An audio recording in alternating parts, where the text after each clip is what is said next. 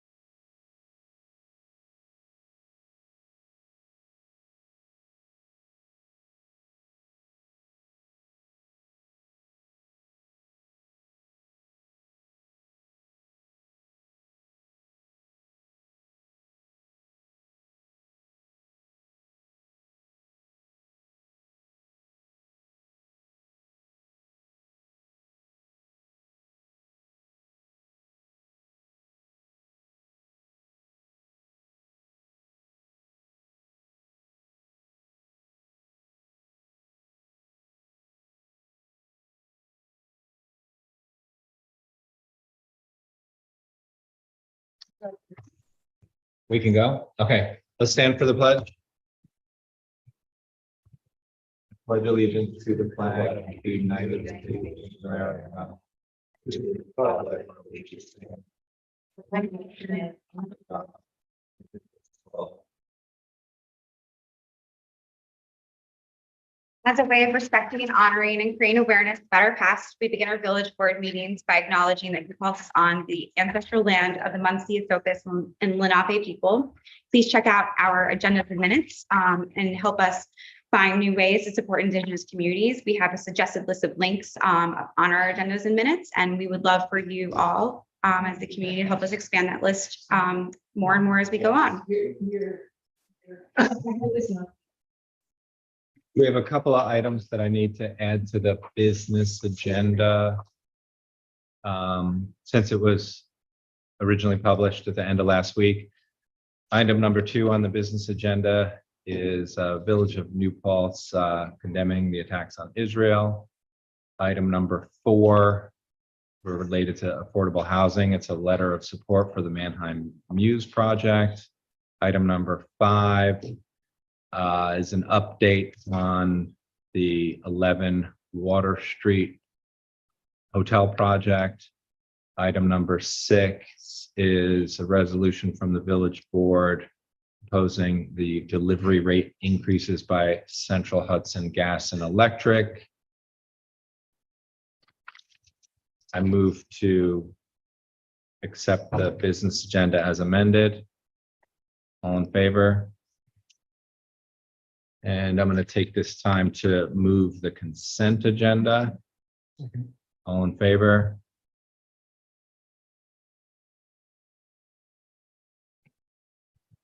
And then announcements. I'm going to go in reverse order from what's on this agenda. So we're sharing with the public that the proposal that's before the planning board for New Paltz Apartments, the DEIS is now available for public review. A public hearing will open at the November 9th planning board meeting. Public comment will be accepted in writing through the 24th at 4 p.m. So this DEIS that can be reviewed by the public, and then the planning board will be seeking comments from the public up until the 24th. That will be available through the village's website.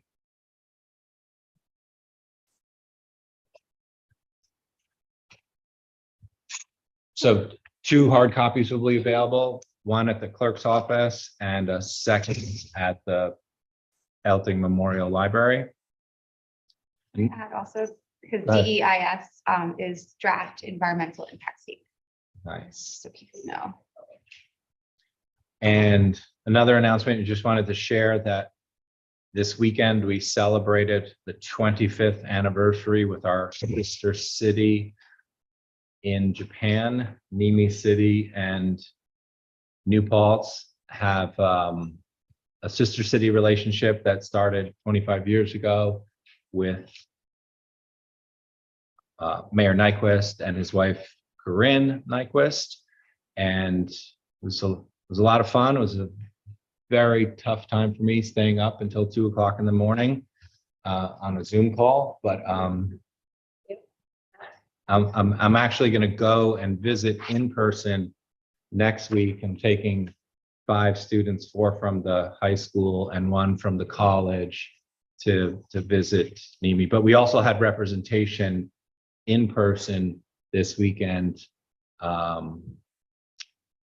3 individuals from New Paltz were all there in person, as well as a handful of us who were on the Zoom call during the overnight. And the other announcement, we have our county legislator, Tricia Bowen.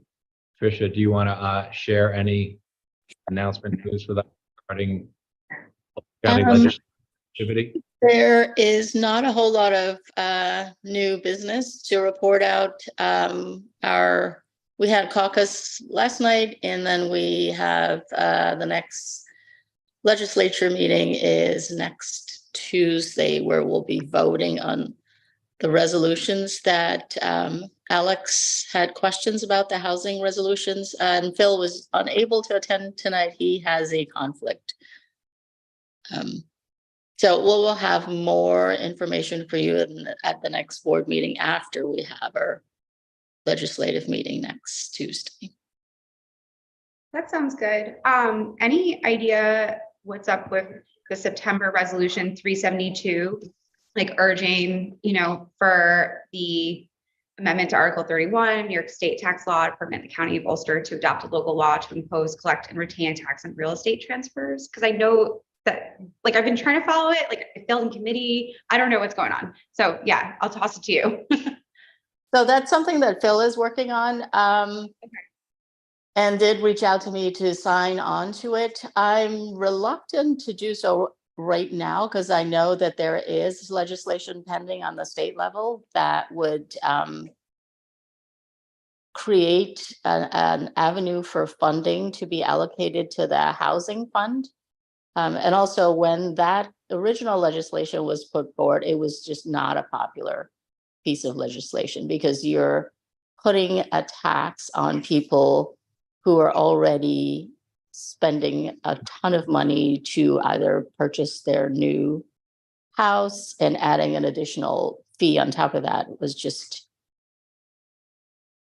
out of the realm of possibilities for some buyers. So I think what the feedback to Phil was sort of add language to the resolution that would target the average purchase price within Ulster County, something that the state resolution did not do. It targeted on a state level, and since the average price in New Paltz was just so much further above the state level, everyone got hit with that tax. And so I think Phil is adding language to say, okay, let's do it for the average within Ulster County to make it a little more fair.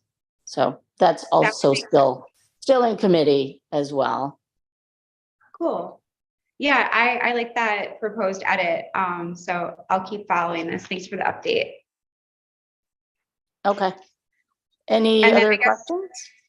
I guess with the other housing pieces, we'll wait until after your next session. So we'll see you next month. And then I don't know if these guys had questions about any other county ledge issues. And those resolutions also has to go through the housing committee as well, and they haven't met as yet. And so it has to go through housing, and then once it passes, it'll come out to the full body. Sounds good. Okay, any other announcements from board members? I have a couple community-related announcements. This Saturday is the Elting Library Fair. It's a great cause to raise money for the library. There's also music starting at 9 a.m. there on Saturday. And also at the library in the lobby is a Red Tent Box, which is the sisterhood's seventh annual collection of maxi pads, and with all of the products going to Family of New Paltz. It's a great drive that's done every year and really helps stock Family of New Paltz and their affiliates with needed menstrual hygiene items. And so if you have a chance to donate maxi pads only, there are boxes at Elting Library, Gardner Library, Gem Hair Salon, Lush Eco Salon, Chroma, the El Salon, and if in Kingston at Le Shag. That drive runs through the end of October. And also, speaking of Family of New Paltz, they're always looking for donations, not just of in-season clothing and food, but also financial donations to help folks in our community pay some bills. And as most of us likely know, Family does amazing work for people in our community. So to support them is a great idea and always needed. That's it for me. Any other announcements? Just the fire department is our all volunteer fire department is taking part in Fire Prevention Week this week. So they're going to our local schools and teaching kids about fire safety in the home. And then this Saturday from 12 noon to 3 p.m. is the open house at our brand new fire station, which is on the corner of Henry W. and North Putt. You're welcome to join. There'll be demonstrations. You can meet our volunteer firefighters. We'll be showing the apparatus and various activities are planned.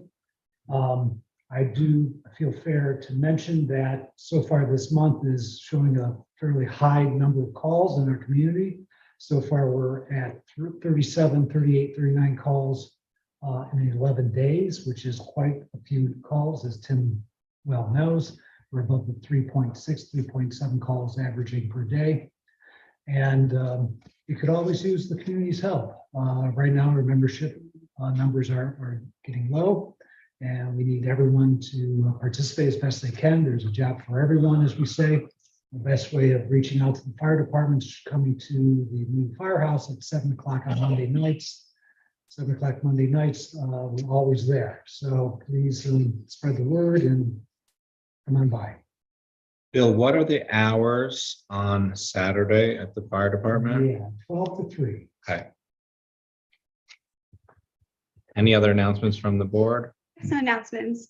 This past Monday was World Mental Health Day. So I just wanted to remind everyone that in honor of, our old community member, Jordan Taylor, who,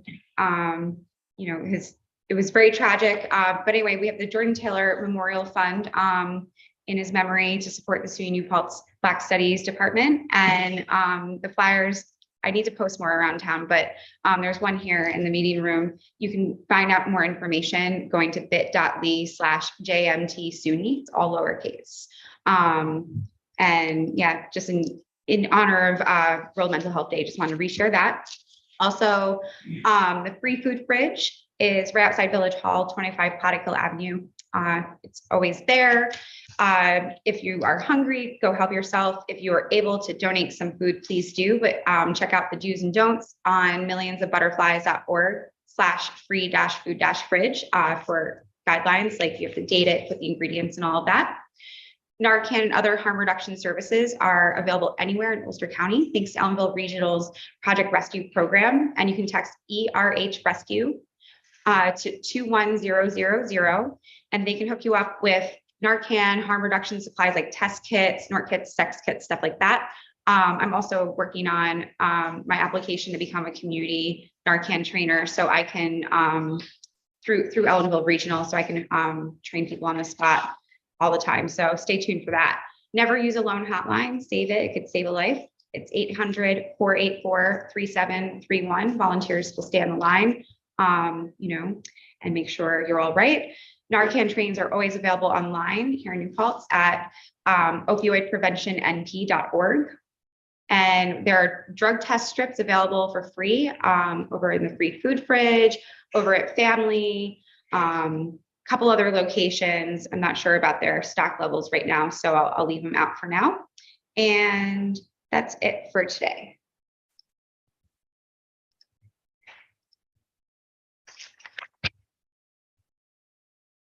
Okay. Who is on the Zoom? Is that? Oh, okay, cool. Hi, Rabbi. I wanted to make sure. Hello, how are you? Good.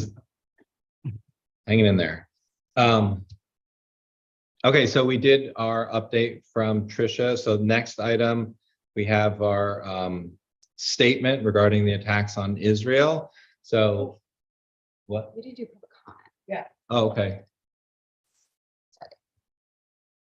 Come on up, state your, thanks, good catch, everybody. You can sit at the table, actually, it's great. Just state your name. Jackie Brownstein. I'm a resident of New Paltz. I'm also a member of the Jewish congregation of New Paltz, and I want to thank you for proposing a statement against the atrocities that are happening in Israel. I haven't seen the statement. I am hoping it will be unequivocal, that it will call out the brutal terrorist attacks against the citizens of Israel. I'm confident that you will do that, and I'm glad to be here today among my various members of the congregation to hear to hear the statement. So again, thank you all. Any other public comments?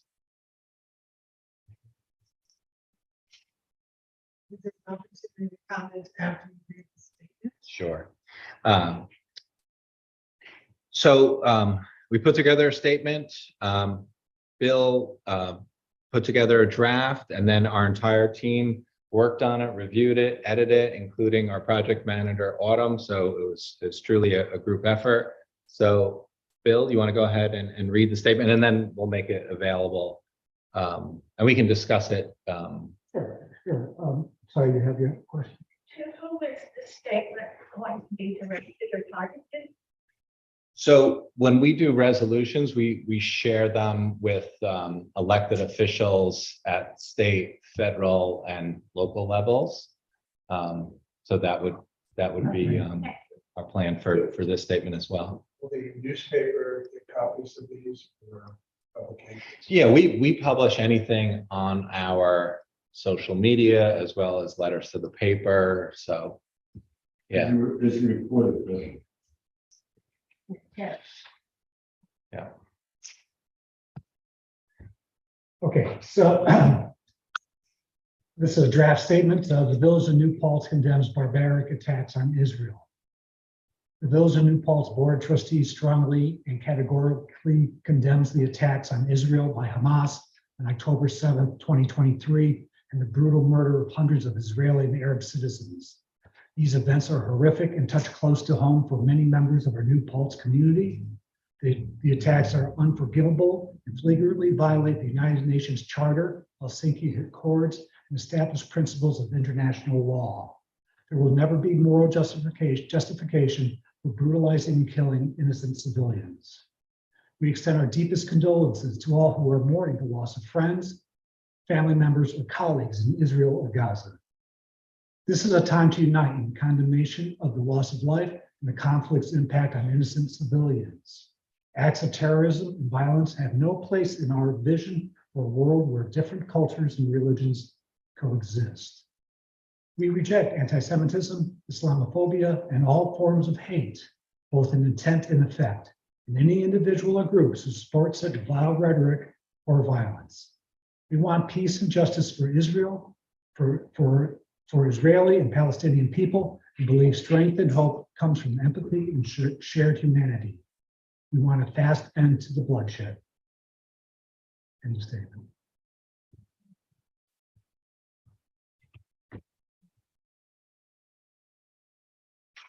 So we'll, We appreciate it. Mark, if you come up, just so we can grab your voice on the mic. So I'm Mark Shane. And I'm a CPA. I have my practice just down the road from the firehouse. I'm going to be there on Saturday because I'm working on Saturday. We still have tax returns to do. I'm former president of the Jewish Congregation of New Paltz. One, I truly appreciate the time that you took to put these words together. Even though the events took place in one day over the weekend, day by day, we learn of the magnitude of the horrific treatment of human beings, not just,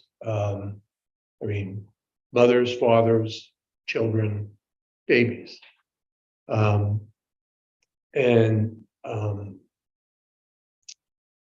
We also want to make sure that, and we appreciate the guidance that we get and the security that we get from the village when we have our services.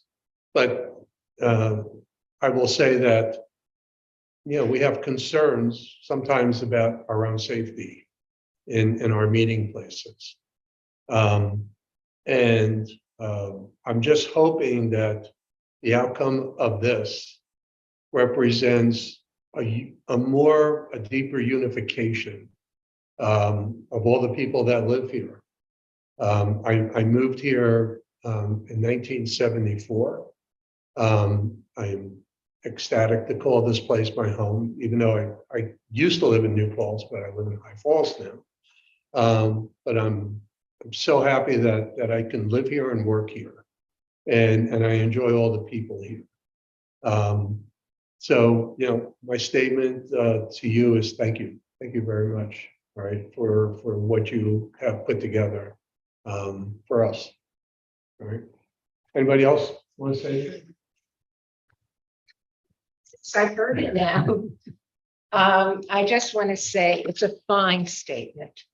And it involved everything I hoped it would involve. And it makes me feel very proud of all of you. So thank you very much. Thank you.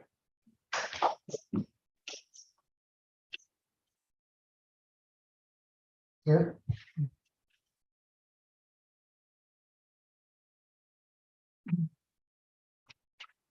Good evening.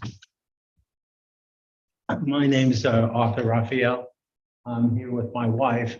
We both live in Woodland Pond, and we moved here in 2000 to Woodland Pond in 2018.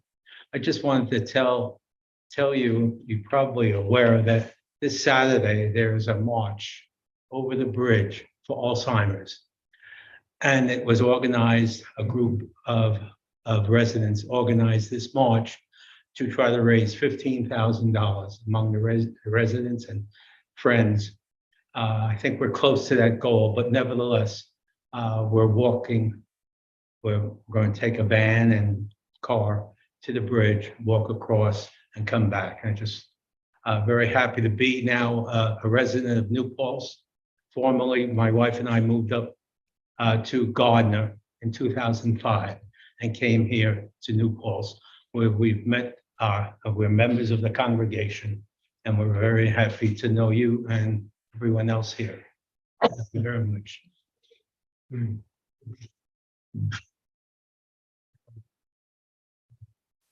Anyone else?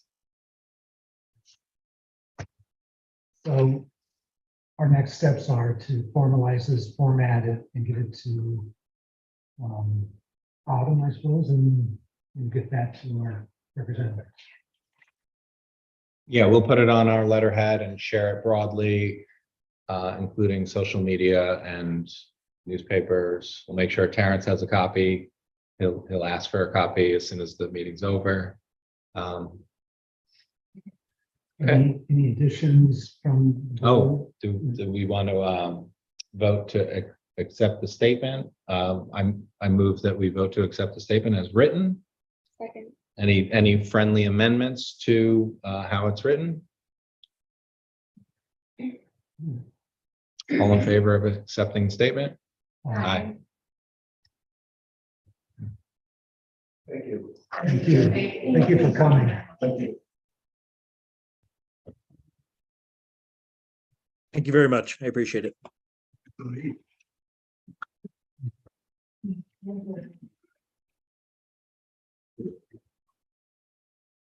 The next item's for Jackie.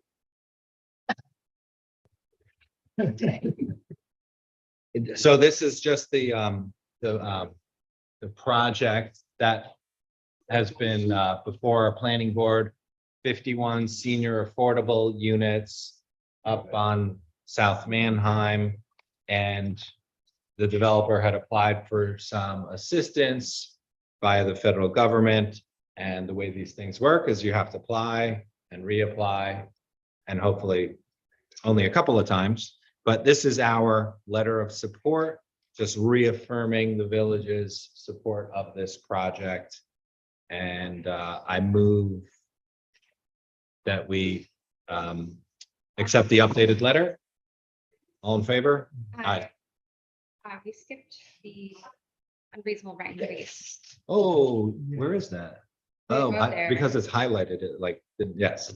So the unreasonable rent increase. So this is the draft law that we worked on a couple of years ago now. I know. And Alex suggested that we dust this draft off because it might make sense to augment the Emergency Tenant Protection Act that we have been working on. And it's pretty straightforward stuff. You know, I reread it. It holds up 2 years later. I got contacted by a landlord today who was curious about it. I sent them a PDF of the draft. Okay. And you know, I think it's a pretty balanced attempt to create some guardrails for rental increases. But Yeah. do we want to go over I think there's like 5 key points in the draft that provide the guardrails. Basically, yeah, you know, it's guardrails. It's more so like a roadmap. It's like a process thing, you know, that makes it possible to, you know, dispute, you know, an unreasonable rent increase, and then protecting tenants that get a ruling in their favor for like the next year, you know, if they wind up in that, accepting that lease. Yeah, the 5 points. So I guess what's interesting about this in comparison to the Emergency Tenant Protection Act is that process would involve an entity with appointed individuals who would review what a reasonable rent increase could be. Yeah. Based on macro factors that are probably very similar to the macro factors that we included in our draft law. The difference would be this just provides some sort of mechanism where if someone felt that their rent increase was out of bounds, they could go and challenge it via a court process. And we found like a lot of the issues like that the Landlord Tenant Relations Council gets, you know, definitely got to shout out our super volunteer Tony for being really good partner in dealing with the plethora of these issues that we get where people are like, I want to renew my lease. My landlord offered me a lease renewal. I'm really excited to be able to stay. but it's, $700 more a month. Like, what am I going to do? And we're talking about like somebody who like cannot suddenly come up with that much more money, senior citizens, people who, live here, work here, et cetera. You can't just suddenly come up with that much extra income out of the blue. And right now there's no process really for disputing that other than, of course we have our landlord tenant relations council. It's not like a group of lawyers, it's a group of volunteers and me, just being like, hey, did you think about like having a conversation? Here's some things that have worked in the past, for other people. Here's a sample letter I found online. Like, why don't you check back in with us and like after you try to talk to your landlord, and we'll take it from there. Like, there's really just no process. So this law would kind of put more of a process there. So it's like, well, did you try talking to your landlord? All right, well, here's a law that's on the local level, that kind of outlines like the process for next steps, like for how to, dispute that proposed rent increase. And it winds up going, to the courts. And there's a little list in here about like what the court can consider relevant factors to determine, if a proposed rent increase is, proper or if it's unconscionable. But it includes these things and it's not limited to those things. So it could take in those macro things that the rent guidelines board would have to deal with, but it can also look at like the landlord's expenses associated with the operation of the property, capital improvements, rent prior to the proposed rent increase being significantly below market rate. Like, it takes into account all the different things, I think, in a really well-balanced way. And then what I think is like a really good part of this law and why it's essential, I would argue, is that there's this whole part about contesting a rent increase is not grounds for eviction. So if you did go through this process and then find yourself, in that lease that you renewed, facing an eviction for non-payment of that additional rent or something, this is something the court will already have on record, and they would have to take into account, that this was there. So it would help bolster, I think, the state laws against retaliation in a really important way. Yeah. So I'm hoping, because we already went through all the legal checks and balances over the years, and even had this on, public hearing, but to be considered alongside good cause eviction. I feel really comfortable, just moving it forward to public hearing process. Once again, just the unconscionable, unreasonable rent increase law. And I think what we need to emphasize is that by scheduling a public hearing, what we're looking for is feedback from the public. So this is a draft law, and we will not take any action until we get feedback from the public. We want tenants to review this, we want housing activists to review this, and we want landlords to review this. And we want the community to understand how it is written, what it is trying to accomplish, how it could be used. I think the point that Alex was emphasizing, which it's kind of an interesting approach to laws like this, is sometimes when they're articulated, they're kind of useful in that you don't even necessarily need to act on them, but then they provide guidelines for tenants, for landlords, so everyone involved feels empowered about a process.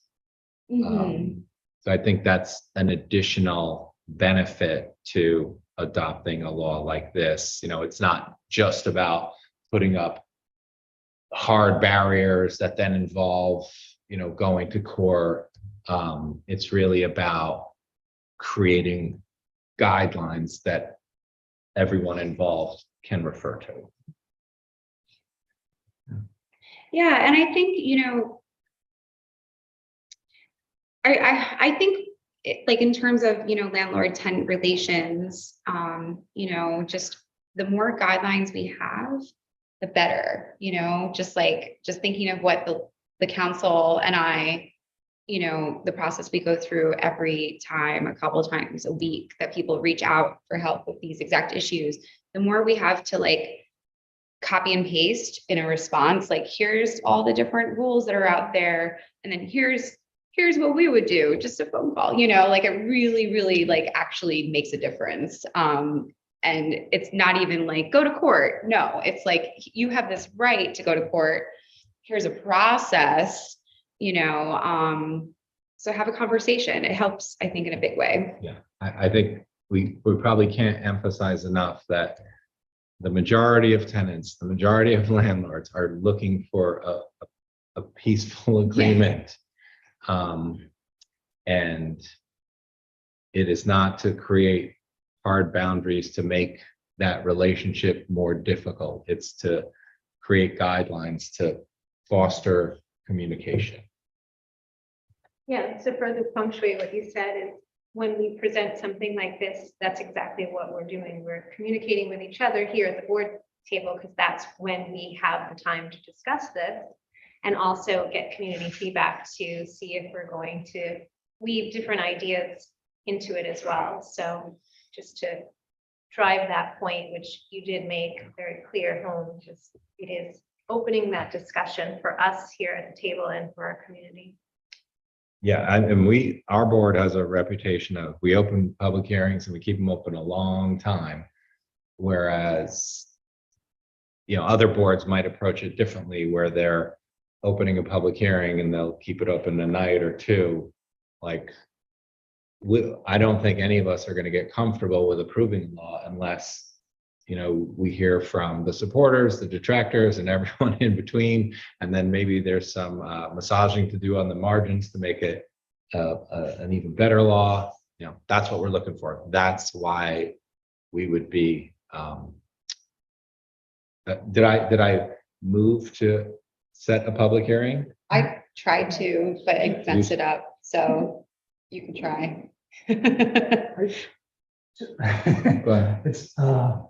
It's deja vu all over again and reading through this, and there were just a couple of wording choices I thought that we'll need to review that sort of struck me back then a couple of years ago that now sort of, and I'll just mention two of them.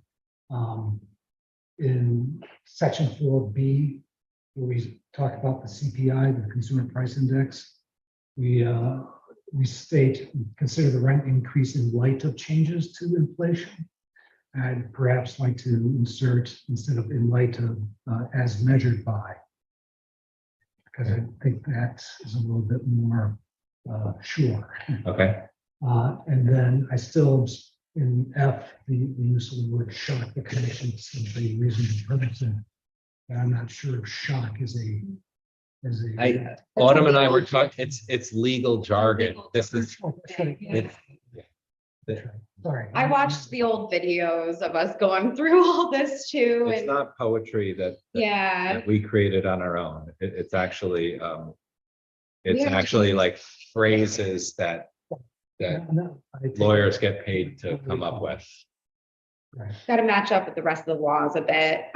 If we're going to have the judges deal with stuff. Sure. But yeah, definitely, you know, need to take another look at it all. I do know this version that we're going to move to public hearing did take into account, you know, many public comments and whatnot, but that doesn't mean there's not more massaging to do.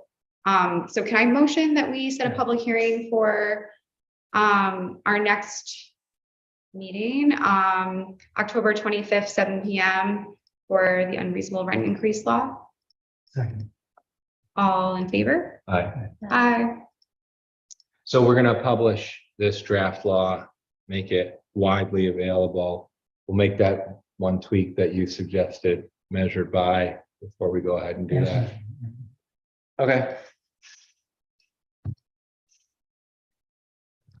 So the next item is the Water Street Trails. That's the hotel project proposed for 11 Water Street. So this was just an update from the attorney representing this developer. So these guys are before our planning board. they're just keeping us in the loop because part of their project will involve needing an easement to access the rail trail for folks going from the rail trail into the hotel or leaving the hotel. This will not involve at all any encroachments onto the village-owned rail trail. It's simply just an easement, but it will also involve a maintenance plan. And then I think the other important point to highlight, and we've discussed this before as a board, is that we're not looking to do anything new or creative. We basically want to use the template that we came up with as a board several years ago regarding the zero place property. So that includes an easement and a maintenance plan. This is a benefit to the village in that the property owner, in this case at 11 Water Street, would then be responsible for maintaining some of the landscaping on the village-owned rail trail property, but that would not involve building anything on the village-owned rail trail property. So this is just an update in that they shared with us their current site plan that they have been pitching to the planning board, as well as a letter from their arborist to keep us in the loop as an FYI.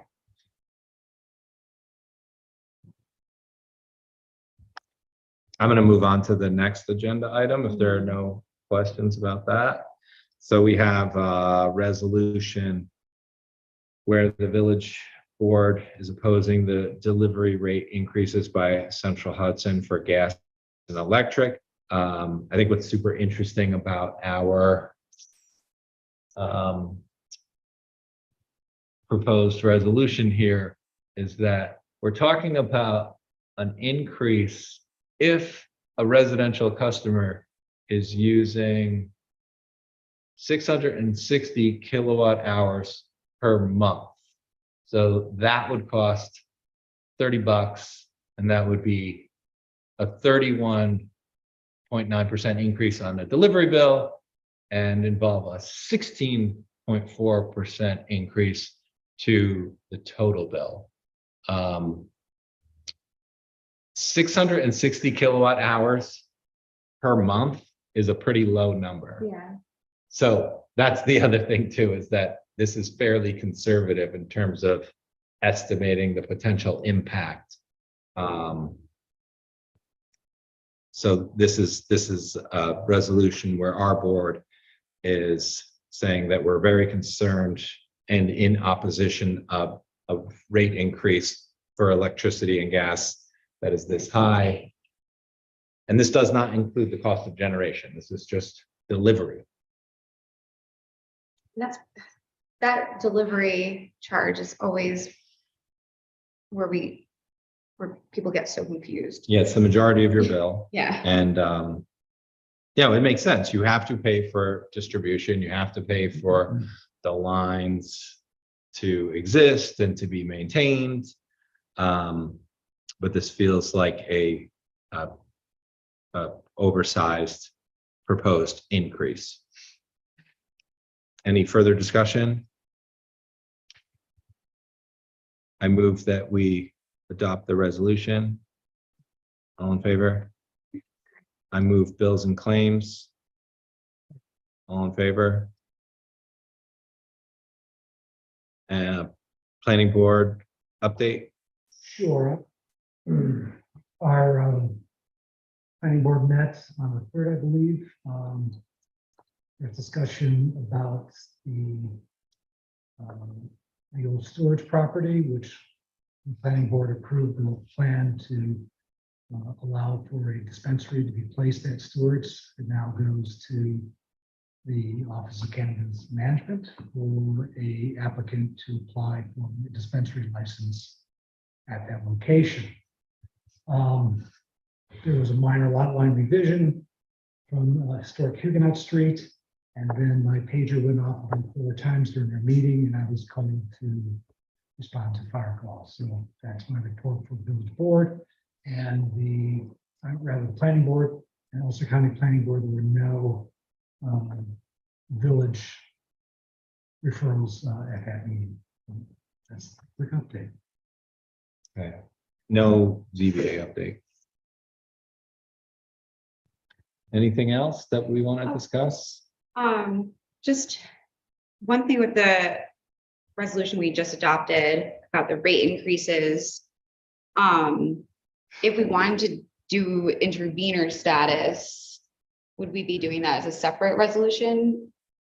So I had forgotten because that it was suggested to That's like an ask, right? add it on Who to officially this do as a the ask? sentence. Oh, really? It's in this Yeah. resolution. Yeah. Oh. I'm so sorry. I meant to catch that coming in and then, yeah. So what you do is you can add a section like for that line specifically. Just like another, like, and another now therefore be it further resolved that the Board of Trustees of the Village of New Paltz does hereby request intervenor status. Would you all consider that a friendly amendment?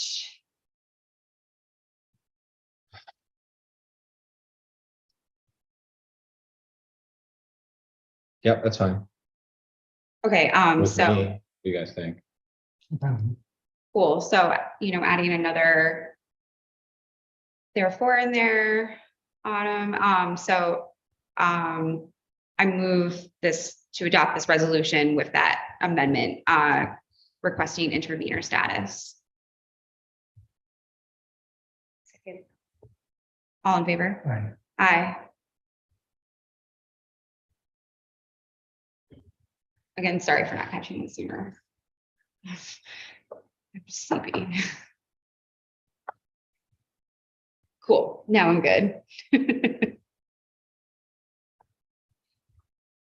Okay.